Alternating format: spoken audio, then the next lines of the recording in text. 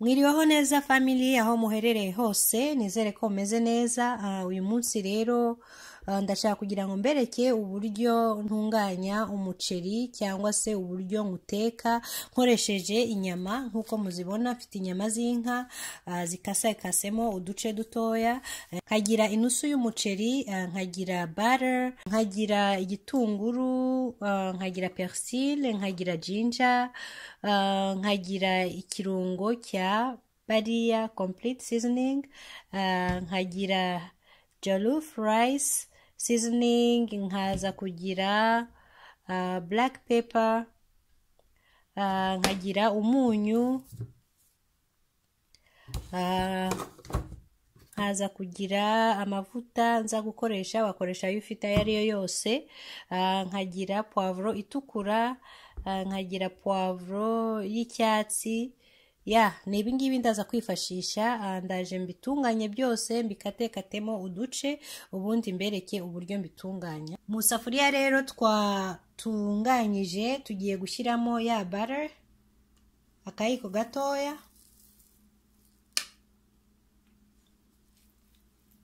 usanze hose kugira ngo bifate mu safuriya. Twongeremo amavuta makeya kuko ni umuceri ugiye gutekwa nka pilau. Ushyiremo nk'utuyiko tubiri tw'amavuta, wagereranya ukareba. Ndumva aya ngaya ahagije, uyareke afate ashyuheho gakeya.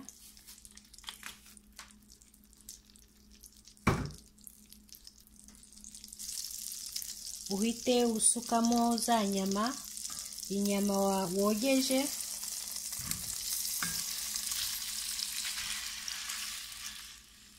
ubireke nibura iminota 2-3 kugira ngo aya mavuta n'ibleba byinjiremo neza.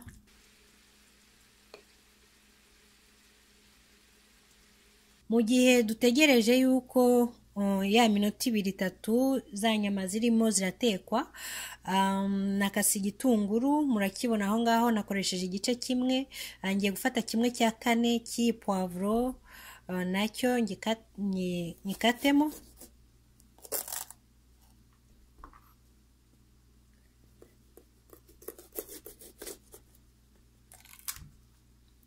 Ndakoresha poivro ingana gutya, ndetse n'itukura nayo ndakatamo agace kayo.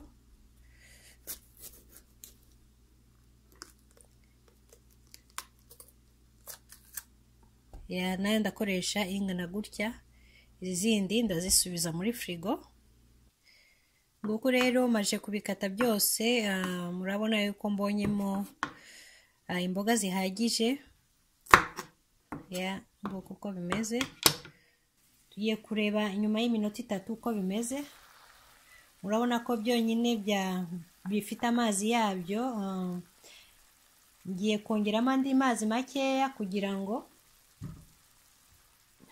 bitogote, making sure yuko inyama zanjye zihiye neza.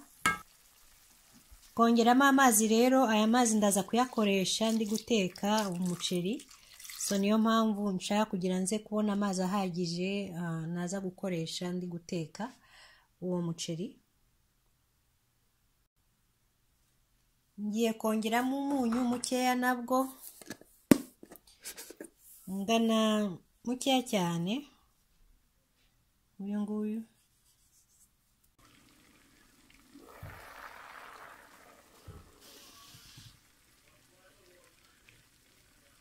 Iminota irarangiye rero, nari navuze 10 bitogota. Murabona yuko mfitemo isosi ihagije y'amazi ndaza gukoresha. Igisigaye rero ngiye kubiminina, ubundi nsigarane inyama muri iyi safuriya nzikarangeho gatoya. Amazi rero maje kuyavanamo, ngariya hariya nashyize mu kabol. Ikigiye gukurikiraho ngiye kongeramo utundi tuvuta dukeya kugira ngo igitunguru cyanjye ntikize gufata hasi. Inyama zacu rero zimaje gufata irangi, igikurikiyeho ngiye gushyiramo bya bitunguru.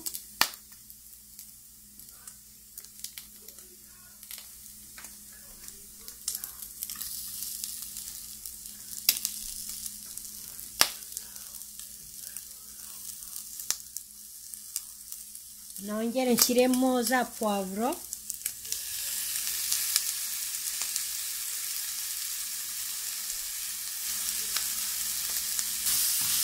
Murabibona ko bisa neza cyane. Uyu muceri nuwuteka uraba addicted kuri wo, uzajya uteka buri munsi.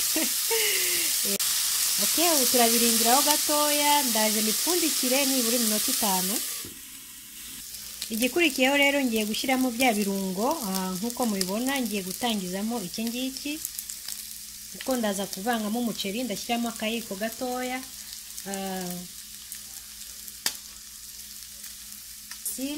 ndetse na ginger.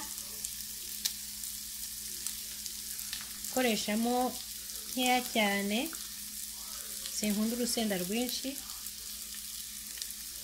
Irungo cya nyuma nkunda cyane iki ngiki kabisa, kiryoshya ibiryo cyane, akaba ari Badia complete seasoning. Nacyo ndashyiramo ikiyiko kimwe, minota 2 kugira byivange byose. Ngende nongeramo utuzi dukeya.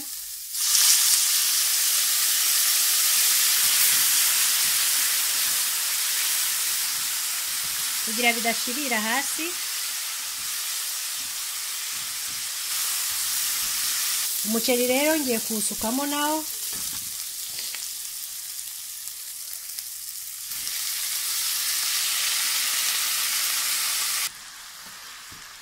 Murabona yuko bihise bihindura akabara. Look at this. Inyama zifashe irangi neza. Umuceri Jasmine. Kuwa kwifuza kumenya umuceri nakoresheje, nuwo nguwo. Ngiye kubireka ikintu cy'umunota umwe bifata irangi ho gatoya, ubundi mpite nsukamo y'amazi.